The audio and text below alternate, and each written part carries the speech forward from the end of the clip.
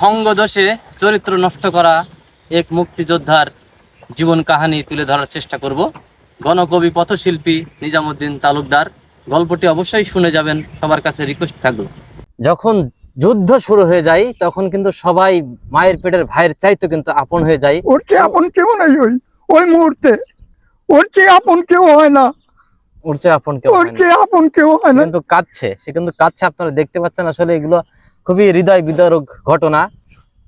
যে গ্যান্ডারি আখ, ওই আখের ক্ষেত্রে ছিল ওই গুড় তৈরি করার জমি ছিল। তো ওইখানে ওই লাশ ফালাই দিয়া সবাই আমরা পিছনে চলে গেছি। কিন্তু আমি মুতাহের মামারে বলছিলাম, মামা গত রাত্রে মুতাহের মামা আমাকে কলা রুটি দিছিল খাইতে, তার কলাটা আমার দিছিল। বুক ফাইটা যায় এখন বলতে, সে মুতাহার মামাকে এইভাবে ফালাইতে আমরা চলে যাব। পান্তা ভাতের সাথে যখন জল গুড় দিছে তখন আমার এবং সেলিমের দুইজনের গায়ে ওই লাশের রক্ত ফোটায় ফোটায় যে পড়ছে, ওই রক্তগুলি আমরা আর ধৌত করতে পারি নাই, জামায় বাঁধানো ছিল। তখন ওই রক্তের রং আর ওই পান্তা ভাতের ভিতরে গুড়গুলো একই হয়ে যায়, কিন্তু ওই মুহূর্তে ভাত আর পেটের ভিতরে গেছিল। বয়সের ভারে শেষ, নিজেই ক্লান্ত, একটু হাঁপের সমস্যা মনে হয় আপনার। জি জি জি, এজমা সমস্যা আছে। গণকবি পথশিল্পী নিজামুদ্দিন তালুকদার আমার নিজ এলাকায় এত গুণী মানুষ বসত করছে, সেটা হয়তো আমার জানা ছিল না।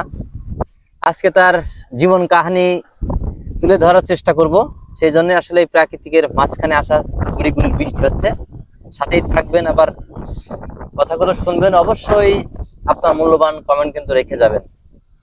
ধন্য মোদের দেশের মাটি, অপূর্ব মোদের প্রকৃতি পরিবেশ, মোদের গর্ব মোদের দেশ, ষড়ঋতুর গড়া বাংলাদেশ।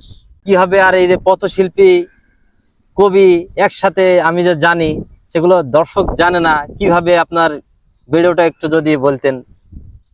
আমি আমার শিক্ষা জীবন থেকেই, যেমন আমি নারায়ণগঞ্জের সিদ্ধিরগঞ্জ থানা এলাকার বাসিন্দা।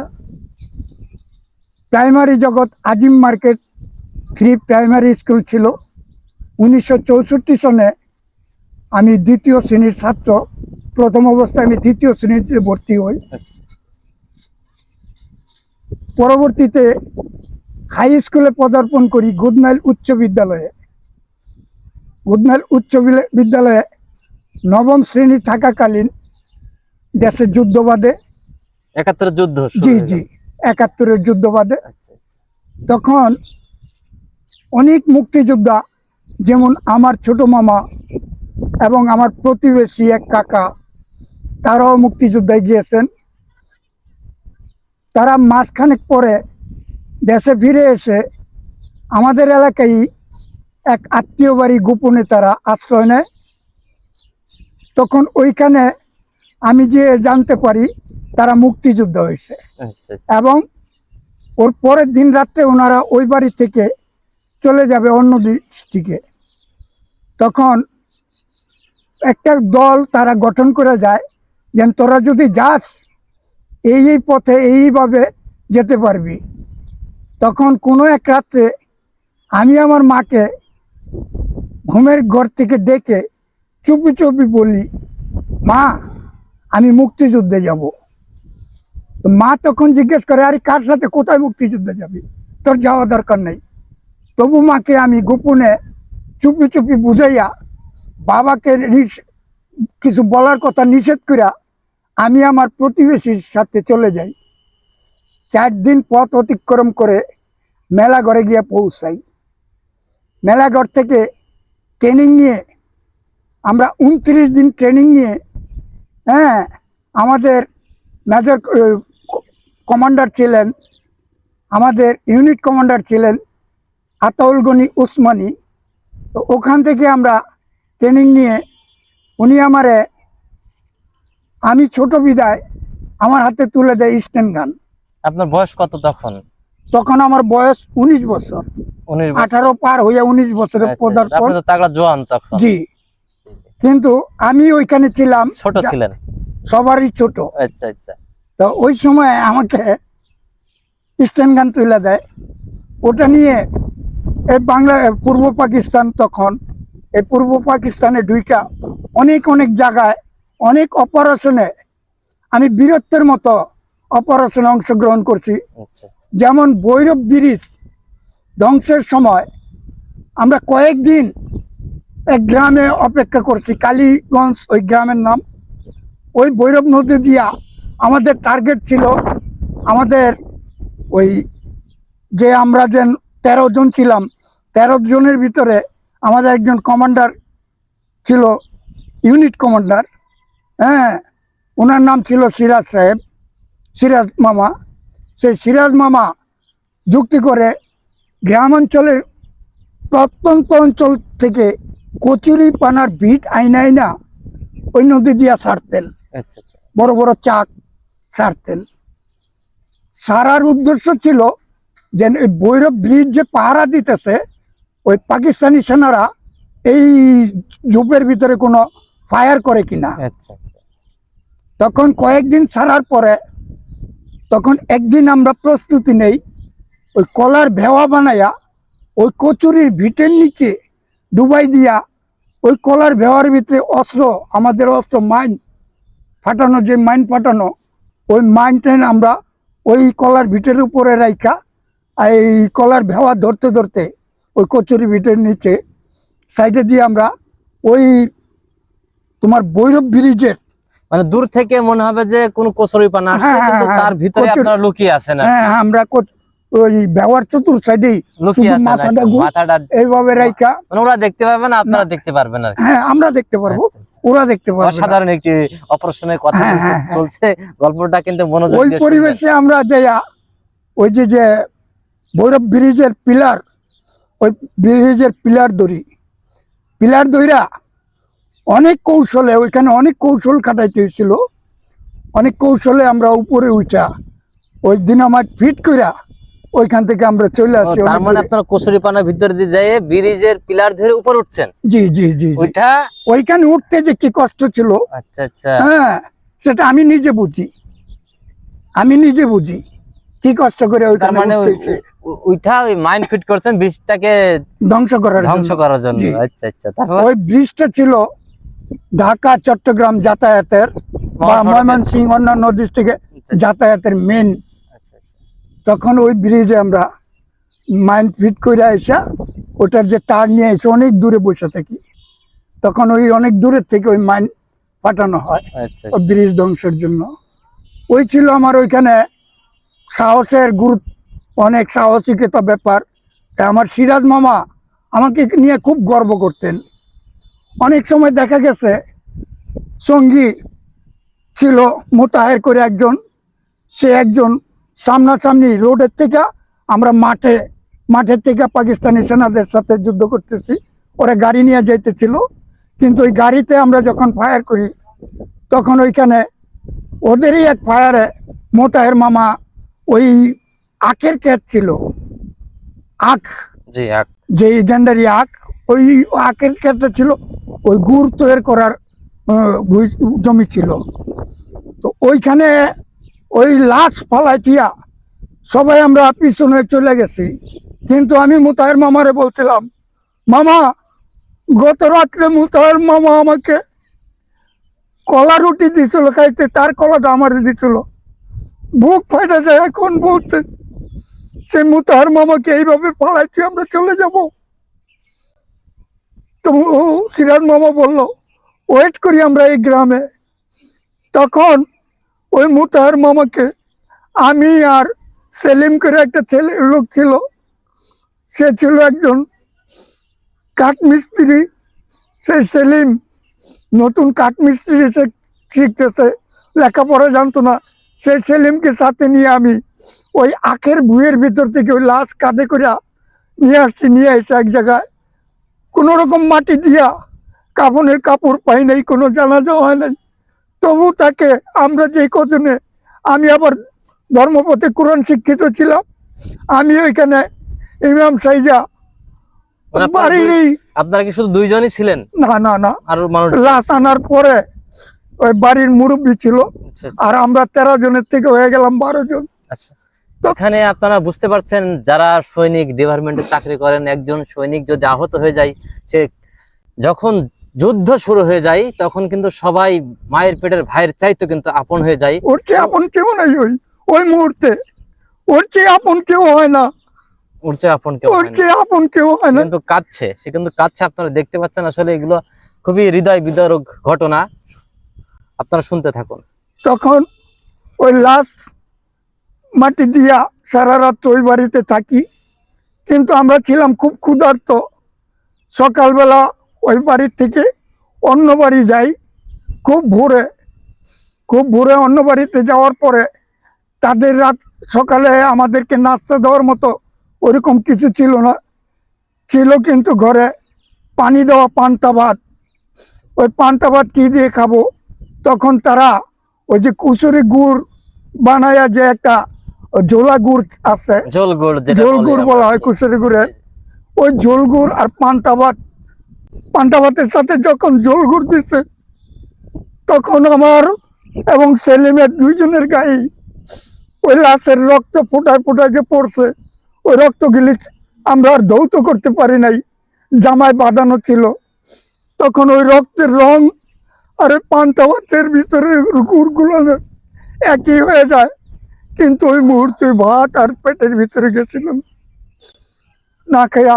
এইভাবে দেশের জন্য পান্তা যুদ্ধ ভাতের ওই রং আর ওই রক্তের রং দেখে আপনারা আবেগ আপ্লুত হয়ে আর খাবার আপনারা খেতে বলতে পারেন। না, আমার ভিতরে আর ওই, আমি কাউকে বলি না এই কথাটা, কিন্তু আমার ভিতরে আর ওই পান্তা ভাত পেটের ভিতরে যায়নি, খেতে পারি নাই।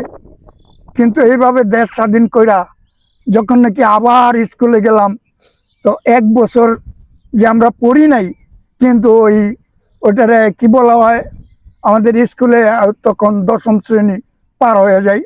তো মেট্রিক পরীক্ষা দিয়ে আমি তুলারাম কলেজে মেট্রিক পরীক্ষা দিয়ে আইএ ভর্তি হইয়া মেট্রিক, ওইখান থেকে আমি আমার এই পায়ের জন্য আইএ পরীক্ষা দেওয়ার সময় আমার এই পা, তখন আদমজি জুট মিলে কয়লার ইঞ্জিনের গাড়ি চলাচল করতো। তো পরীক্ষা দিতে যাওয়ার দিন, প্রথম দিনই আমি পরীক্ষা দিতে যাব, ওই কয়লার ইঞ্জিনের পিছনে একটা থাকতো বাবুর গাড়ি, হ্যাঁ, ওইখানে ওই ট্রেনের এই মাল গাড়ির সবার পিছনে থাকতো ওই গাড়িটা। ওই গাড়ি আমাদের গুদনাল ভুইয়াপাড়া এলাকার উপর দিয়ে, ওই ট্রেন লাইন আমাদের বাড়ির পাশে। তো আমি বাড়ি থেকে ওই ট্রেনে পিছনে ওইটাতে উঠা তুলারাম কলেজে যাব, চাষারা নামবো। কিন্তু ওই এক যুগে কয়লা দিয়ে চলতো চাষারা রেল স্টেশনে, ওই ট্রেন আগে যে ইঞ্জিন, কয়লার ইঞ্জিন, সেখান থেকে পুরা কয়লা ছাই ইঞ্জিন থেকে পালানো হয়েছিল। কিন্তু আমি ওই ট্রেন গাড়িটা আস্তে আস্তে ধীরে ধীরে চলতেছিল, কিন্তু আমি নামার সময় আমার এক বন্ধুর সাথে উপরের দিকে তাকাইয়া কথা বলতে বলতে ধীর গতির ট্রেনের থেকে নামতে যাইয়া ওই আগুনের ভুরের ভিতরে আমার পা পড়ে যায়। পা পড়ে যাওয়ার সাথে সাথে আমার পায়ের ছিল চামড়ার স্যান্ডেল, এইখানে হুক লাগানো, কিন্তু ওই স্যান্ডেল উঠাইতে যাইয়া স্যান্ডেল খুলতে সময় জনগণ যখন আমার ধরাধরি করে স্যান্ডেল খুলে, তখন আমার এই পায়ের থেকে পায়ের যে একটা মুজার মতন একটা চামড়া বাইরে হয়ে যায়, আমার পা সাদা এক ফকফকা মুলার মতো হয়ে যায় লেভেল। ওই থেকে আর আমার লেখাপড়া হয়নি। বাকি আপনারা এখান থেকে কেটে ফেলা নাকি? না না না, এটা কেটে ফেলা না, তাহলে এই আঙ্গুল গুলা পচে গেছিল গা, আচ্ছা আচ্ছা, পুরা যাইয়া আঙ্গুলের ভিতরের যে হাড়ের ভিতরে যে মজ্জ থাকে, সেই মজ্জগুলো নষ্ট হয়ে গেছিল। তো এই হাড় ফালাই দেওয়ার পরে এই আঙ্গুলগুলো ছোট হয়েছে, পরবর্তীতে আমি পা এর আপ ডাউন করতে পারতাম না। আচ্ছা আচ্ছা, তখন কাপ্তাই, হ্যাঁ, আপনার ওই খ্রিস্টান মিশন হাসপাতাল আছে, ওই খ্রিস্টান মিশন হাসপাতালে একসময় ভর্তি হওয়ার পরে আমাকে খ্রিস্টান মিশনের জাপানের একজন ডাক্তার ছিল, তার নাম ছিল হাতানো, ডক্টর হাতানো, জাপানি লোক ছিল, বাংলায় অল্প অল্প কথা বলতে পারতো।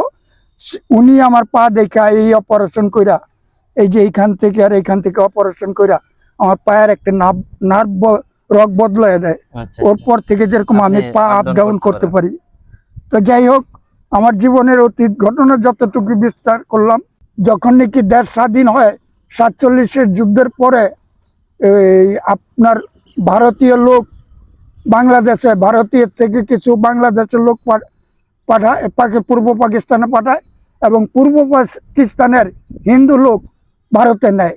আচ্ছা অ্যাজ বদল যেটা কিনা বলা হয়, অ্যাজ বদল করা হয়। তখন ওই সময় আমরা বাংলাদেশে পূর্ব পাকিস্তানে এসে নারায়ণগঞ্জ জেলায় সিদ্ধিরগঞ্জ থানায় গুদমাইল এলাকায় রিফিউজি হিসাবে আচ্ছা আচ্ছা আমরা ওইখানে ওই বসবাস করি। আচ্ছা, আপনি এর ভিতরে আমার একটি কৌতূহল জাগছে, আপনি কি একজন মুক্তিযোদ্ধা? জি, আপনার কার্ড মার্ড আছে সব? সবই আছে, কিন্তু আমি আমার কারণে সেটা একটা লজ্জিত ব্যাপার। যেমন 1973-74-এর দুর্ভিক্ষের সময় আমরা কোনো ওই অস্ত্র জমা দিছিলাম না। অস্ত্র জমা না দিয়া কুপ্রবৃত্তির লোকের সঙ্গ পাইয়া আমরা যেরকম ডাকাতিতে নিযুক্ত হয়ে যাই, আচ্ছা এটা আমার খুবই লজ্জাজনক ঘটনা। ডাকাতিতে যুক্ত হইয়া আমরা যেরকম আপনার আদমজি মিলের 9,95,000 টাকা ডাকাতিতে অংশগ্রহণ করি, ওই সময় আমরা ধরা পড়ি, এবং আমার যে স্ট্যান্ডগান ছিল, অস্ত্র ছিল, এটা অন্যজনের হাতে চলে যায়। আচ্ছা আচ্ছা সে ওই অস্ত্র জমা দিয়া মুক্তিযোদ্ধার সম্পূর্ণ হয়েছে, কিন্তু আমরা জেল হাজত খাইটা আচ্ছা, আচ্ছা, মামলা আচ্ছা। খাইয়া জেল যাপন মানে করছি। আপনারা ডাকাত হয়ে গেলেন, হ্যাঁ, আর হ্যাঁ, সেই অস্ত্র নিয়ে আরেকজন মুক্তিযোদ্ধা হয়ে গেল। মুক্তিযুদ্ধ হয়ে গেল। আসলে কিন্তু কি এটা একটা আমার ছিল জীবনে সবচেয়ে একটা বড় ভুল, এবং সেই হইতে আমি আর মুক্তিযুদ্ধ প্রকাশ করতে মুখ দিয়া খুবই লজ্জা পাই। কিন্তু আমি কারো কাছে বলি না, তবু আজকে জীবন হিস্টরি বলতে যাইয়া সত্য চাপা থাকে না, সত্য ভিতর থেকে বাইরে আসতেছে, কোন কারণে কিভাবে আমি কি হলাম। পরবর্তীতে আমি দর্জি কাজ, আমাদের বাপদাদার পূর্ব পেশা ছিল দর্জি কাজ। তো দর্জি কাজ শিক্ষা করে আমার কোনো দর্জি কাজের উস্তাদ ছিল না। আমি নিজেই এই মেশিনে গিয়ে স্কুল পড়ার টাইমে যে মেশিন চালাইতাম, করতাম। আচ্ছা, আমাদের ওদের দিকে যাব না, আমরা আপনার এই কবি হওয়ার উদ্দেশ্য হলো কি, আমি দর্জি কাজ করতে করতে আচ্ছা আচ্ছা তখন আমি একটা মেয়ের প্রেমে পড়ি। আচ্ছা আচ্ছা প্রেমে পড়া তখন ওই মেয়েরকে আমার প্রেম প্রস্তাব দিলে ও অনেক তিরস্কার করে, অনেক ধিক্কার ভাষায় কথা বলে। হ্যাঁ, সে আমার চেয়ে উচ্চ শিক্ষিত ছিল। ধিক্কার দেওয়ার পর থেকেই যেরকম আমি কবিতা লেখা শুরু করি, ওইখান থেকে আমার কবিতা লেখার সূত্রপাত। আচ্ছা। পরবর্তীতে আমার জীবনে আপনি প্রথম কবিতা কি রচনা করেছেন? প্রথম কবিতা ছিল আমার তোমারই উদ্দেশ্যে। আচ্ছা, তাহলে আপনি যদি 2 লাইন বলে শোনাতেন একটু ভালো হয় আর কি। কি পরীক্ষা নেবে তুমি, হাতে নেই জপমালা, তবুও মন্ত্রের মতো করি উচ্চারণ সর্বক্ষণ, তবুও মন্ত্রের মতন তোমার নাম করি উচ্চারণ সর্বক্ষণ। তোমারই উদ্দেশ্যে নিঃশঙ্ক দ্বিধাহীন গন্ধ নদীতে নেমে যেতে পারি। অনেক দিনের পুরনো কবিতা তো, ওগুলার এখন তবুও আমার মোবাইলে আছে। আচ্ছা, থাক, মোবাইলের ওদিকে এখন আমরা যাব না। এখন আসলে বৃষ্টি আপনারা হইতেছে ধীরে বৃষ্টি ধীরে। হচ্ছে, দেখছেন আপনারা কি পরিবেশে আসলে আমরা আমাদের গরিবের জীবন কাহিনী এভাবেই সত্যকে উদ্ঘাটন করার চেষ্টায় আমাদের থাকবে ইনশাল্লাহ। যারা আপনাদের জীবনের গল্প তুলে ধরতে চান অবশ্যই আমাদের সাথে যোগাযোগ করবেন। ইনি একজন গুণী মানুষ, অনেক কথাই, গল্পের ছন্দে অনেক কথাই বললাম, তার লাইফ হিস্টোরি কিন্তু অনেক কিছু শুনলাম। এতটুকু সময়ের ভিতরে একটা মানুষের লাইফ হিস্টোরি শোনা যায় না। তারপরে যতটুক শুনলাম, যতটুক দেখলাম, সবাই ভিডিওটি বেশি বেশি শেয়ার করবেন। এখন আপনি বর্তমান কি অবস্থায় আছেন, কিভাবে আপনার দিনপথ চলছে সেটা যদি একটু জানাতেন। আমার এখন বর্তমানে খুবই কষ্টের দিনপাত চলে। আমার 2টি মেয়ে, বড় মেয়ে কৃষি ডিপ্লোমা শেষ করে ঝিনাইদহতে মহিলা মেসে ভাড়া করে ও চাকরির পড়া পড়তেছে, চাকরির জব করতেছে। এবং ছোট মেয়ে ঝিনাইদহ কৃষি কলেজেরই হোস্টেলে থাইকা 4র্থ সেমিস্টার করতেছে। আমি এখন বাগুন্দ গ্রামে আইলাস ইউনিয়ন, আলমডাঙ্গা থানা, চুয়াডাঙ্গা জেলায় আইলাস ইউনিয়নের 8 নং ওয়ার্ডে আমি আমার শ্বশুর বাড়িতে কুরফা বা ঘর জামাই হিসাবে এখানে বসবাস করি। তা আমার শ্বশুর আমাকে অল্প একটু সম্পদ দিয়েছে, আমার পরিবারকে 15 কাঠা। এবং আমি যাই হোক, আমার ঢাকায় যতটুকু সম্পদ ছিল ওটা বিক্রি, কিছু অংশ বিক্রি করে আমি এইখানে এসে কিছু সম্পদ করি, জমি, কৃষি জমি এবং গরু ছাগল লালন পালন করে ওর উপর নির্ভর করে আমি চলি। এবং আমি একজন, আমার বাবা ছিলেন কবিরাজ, মুক্তি এই উনি পাকিস্তানে আসার পরে উনি ভারত থেকে কবিরাজি শিখছিলেন। সেই কবিরাজি উনি মৃত্যুর সময় আমাকে দিয়া যায়, আমি সেই কবিরাজি কইরা টুকটাক এখন সংসার চালাই। এইভাবে আমার দিন পার চলতেছে, আল্লাহ চালাই নিতেছে। গরিবের জীবন কাহিনী নতুন নতুন ফুটেজ নিয়ে আপনাদের সামনে আসার চেষ্টা করে। এখন আপনার কি, আপনি একজন মুক্তিযোদ্ধা, সেটা আপনি বলতে লজ্জা পাচ্ছেন একটু ভুলের কারণে। এমন ভুল যেন কেউ কখনো করবেন না। আর আপনার এখন বর্তমান সবকিছু তো আমরা শুনলাম, এখন আপনার কাছে, জাতির কাছে আপনার কি কোনো চাওয়া, আশা, আকাঙ্ক্ষা যদি থেকে থাকেন, তবুও আপনি এই গরিবের জীবন কাহিনী আমাদের ছোট্ট একটি পেজের মাধ্যমে বলতে পারেন। আমার চাওয়া এইটুকুই, মানব রূপে জন্ম নিচ্ছি, মানুষ হয়ে জন্ম নিচ্ছি। আমি বলবো, আমার মতো চরিত্রহীনা, অর্থ লোভে নিজের চরিত্র বিক্রি করেন না। ওই মানব চরিত্রটা, মানবের নৈতিক চরিত্রটা, মানবিকতার দিকে লক্ষ্য করে সদা সর্বদা মানব চরিত্র সঠিক রাখবেন। এবং মানুষ হয়ে আসছেন বলে মানুষ হইয়া, ইমানদার হয়ে, মোমেন হইয়া, যখন যেখানে মৌত হয়, মৃত্যুবরণ করার সময় যেন এই পবিত্র জবানে যেন বলতে পারেন, উচ্চ কণ্ঠে যেন বলতে পারেন, কালেমায়ে তাইয়্যিব লা ইলাহা ইল্লাল্লাহু মুহাম্মাদুর রাসূলুল্লাহ, এই কথা বলে যেন এই দুনিয়া থেকে বিদায় নিতে পারেন। যদি এই কথা বলে ইমানদার হয়ে, যদি মুমিন হয়ে মরতে পারেন, তাহলে কাল কিয়ামতের মাঠে রাসূল সাল্লাল্লাহু আলাইহি সাল্লামের উম্মত দাবি কইরা তার ছায়ার তলে থাকতে পারবেন। এবং জান্নাতি ফেরেশতাগণ আপনাদেরকে স্বাগতম জানাইয়া জান্নাতে প্রবেশ করার জন্য তারা বাজনা বাজিয়ে আনন্দ উল্লাস করে জান্নাতে প্রবেশ করাইবেন। তো আমার এইটুকুই দাবি, কেউ নিজের নৈতিকতা চরিত্র নষ্ট করেন না। এছাড়া অর্থ সম্পদ দাবি করিয়া আমি নিজেকে লজ্জিত মনে করব না, কেননা কিছুই এই পৃথিবী থেকে নিয়ে যেতে পারবো না। আসছি খালি হাত, যেতে হবে খালি হাত। কিন্তু আমল নামা যেন সঠিক থাকে, নেক আমল নামা ডান হাতে যেন পরিপূর্ণ থাকে, এইটুকুই আমি দেশবাসীর কাছে আবেদন করব। অসংখ্য ধন্যবাদ আপনার মূল্যবান কথাগুলো বলার জন্য। এমন জীবন করিও গঠন, মরিলে হাসিবে তুমি, কাঁদিবে ভুবন। কাঁদিবে সারা ভুবন। এটা নিয়ে আমার কবিতা আছে। এখানে আমরা শেষ করছি। নেক্সট টাইম হয়তো আপনারা আমাদের কবিতাগুলো শুনতে পারবেন। এই ভিডিওটি বেশি বেশি শেয়ার করবেন এবং আপনার মন্তব্য অবশ্যই কমেন্টে কিছু লিখে যাবেন। খুব কষ্ট করে কিন্তু আমরা ভিডিওটি তৈরি করলাম। সবাই ভালো থাকবেন। তবু আমার আরেকটি অনুরোধ আছে। আমার এই কবিতাগুলো ফেসবুকে যখন আমি প্রত্যেক দিন একটা দুইটা করে কবিতা লিখি, প্রতিদিন আমি ফেসবুকে এই কবিতা পোস্ট করি। আমার কবিতার পোস্টের নাম হলো নিজামুদ্দিন তালুকদার, এমডি নিজামুদ্দিন তালুকদার। ওখানে আমার ছবি আছে। আমার কবিতাগুলো দেখা কমেন্টে ভালো মন্দ কিছু জানাবেন, এইটুকু আমার অনুরোধ। অবশ্যই পেজটি ফলো করবেন। সবাই ভালো থাকবেন। আজকের মতো এখানেই শেষ করছি। আঙ্কেলের পেজের লিংক আমাদের ফেসবুকে দেওয়া থাকবে, অবশ্যই তার আইডিতে ঢুকবেন, তার সাথে তাকে ফলো করে সাথে থাকবেন। অনেক কিছু জানতে পারবেন, অনেক কিছু শিখতে পারবেন।